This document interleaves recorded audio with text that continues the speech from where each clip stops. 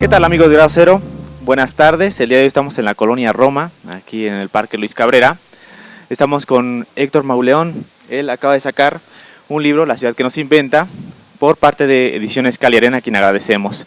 Bienvenido. Gracias, Aaron. Bueno, primero, creo que es importante mencionar que es un excelente lugar para llevar esta entrevista. El autor vivió muy cerca de aquí y aparte es un lugar muy bueno para tratar un tema como el que vamos a tratar hoy, que es acerca de las crónicas de la historia de la Ciudad de México. ¿Cuáles fueron las dificultades que pudiste haber enfrentado ante la gran cantidad de datos que viene en el libro para poder realizar este libro? Pues mira, como me propuse a rescatar una serie de días decisivos o culminantes en la historia de la Ciudad de México, por ejemplo, el día que llegó, que un automóvil circuló por primera vez en la ciudad, el día que se destapó la primera cerveza, el día que se preparó el primer bolillo, etcétera.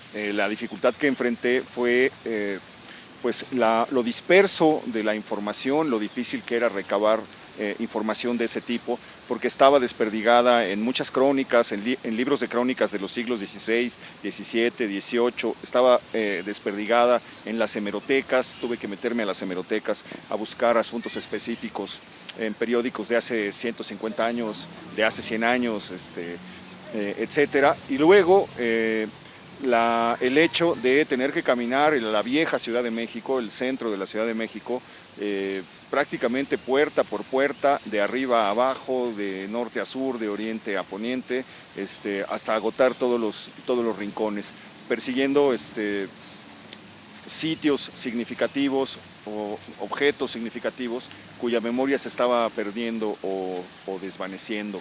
Te pongo un ejemplo: hay una fuente en la Plaza de Loreto, cuando la gente, una plaza muy semejante a esta, en el centro de la ciudad, y cuando la gente pasa, mira esa fuente como pues, un objeto antiguo, pero se ha borrado la historia de ella. Y esa fue una fuente que decoró, por ejemplo, el Paseo de Bucareli. Uno ya no imagina que después del reloj chino estaba precisamente esa fuente, la hizo Manuel Tolsá, decoró ese lugar hasta que el automóvil la desterró y la fue a arrumbar a uno de los sitios más remotos e inaccesibles del centro histórico. Bien, ahora, ¿por qué la ciudad que nos inventa? ¿De qué maneras nos inventa la ciudad? Bueno, este es un verso de Octavio Paz que habla de la ciudad y cuenta cómo la ciudad nos engendra y nos devora, nos inventa y nos olvida.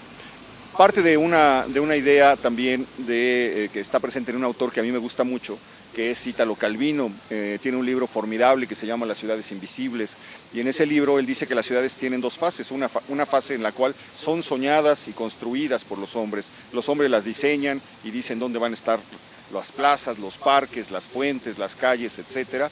Y luego una segunda fase en la cual las ciudades sueñan e inventan a los hombres, determinan tu vida, determinan tu discurso, determinan lo que te va a pasar. Hay un momento en el que ya las ciudades te dicen dónde vas a aprender a escribir, dónde vas a aprender a caminar, dónde podrás jugar, dónde te vas a enamorar, dónde te vas a enfermar, dónde te vas a morir, dónde vas a ser enterrado.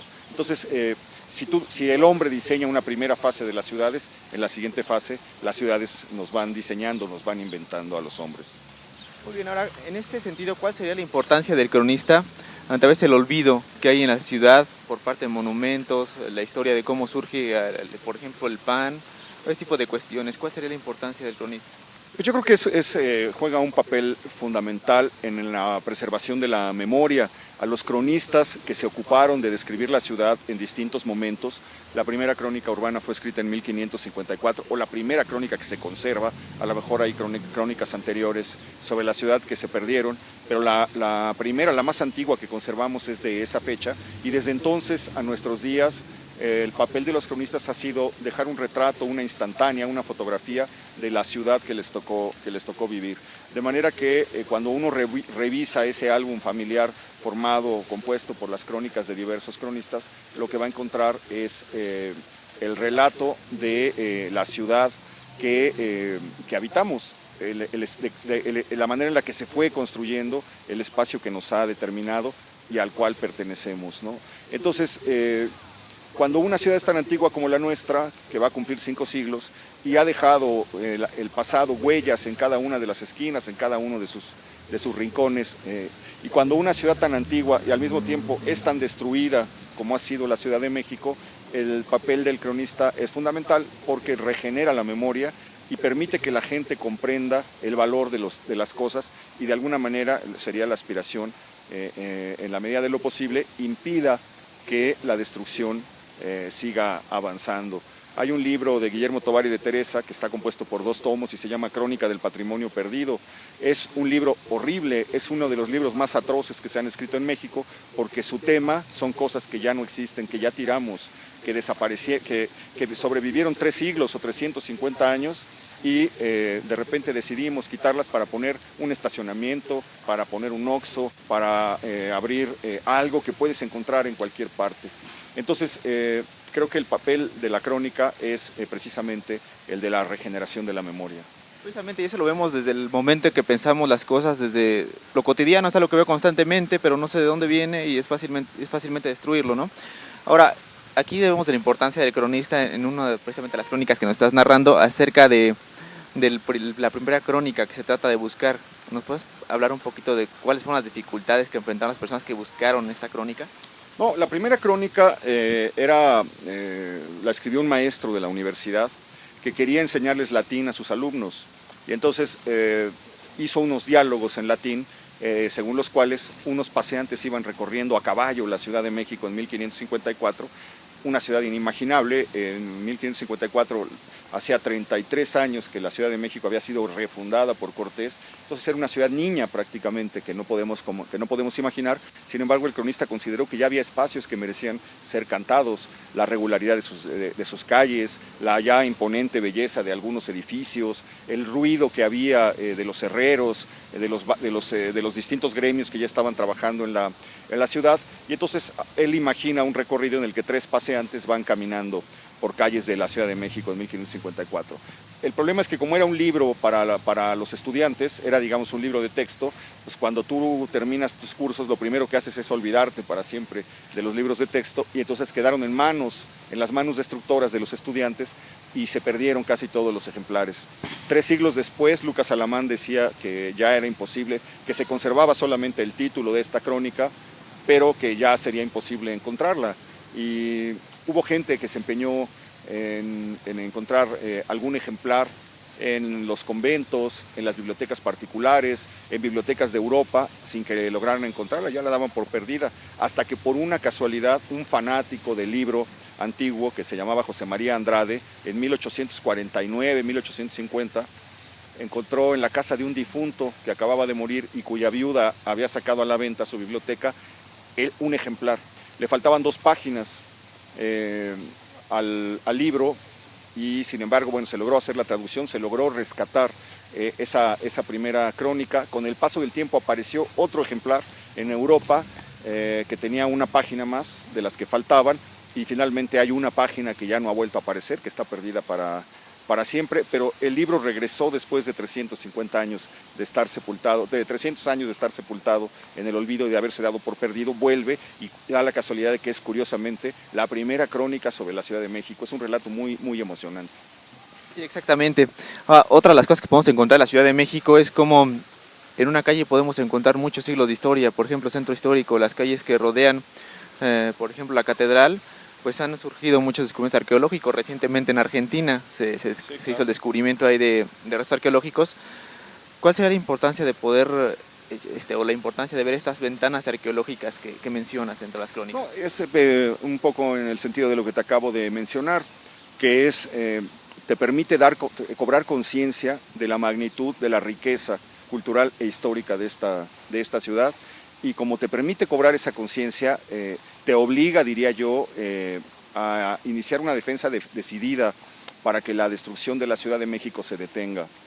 Es increíble que pensamos que los edificios del pasado eran cosas viejas que había que tirar o arrumbar en el cuarto de los cachivaches de la ciudad.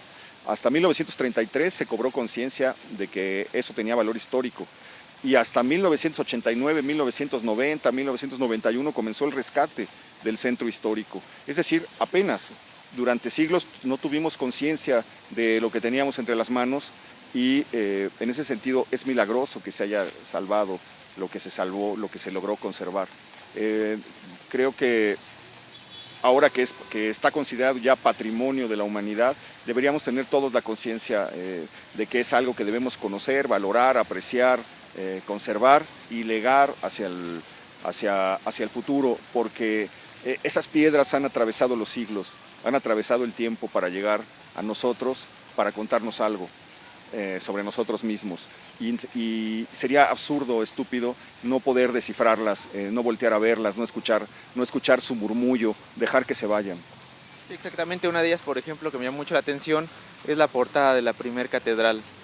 Cómo cambió de lugares, pero nunca se hicieron de ella porque vieron ahí la importancia y la hermosura de esta portada. ¿Dónde se encuentra actualmente? Está en el templo de Jesús Nazareno, en la calle de República del Salvador, a un costado del Hospital de Jesús. Se pensó que la primera fachada de la catedral había desaparecido.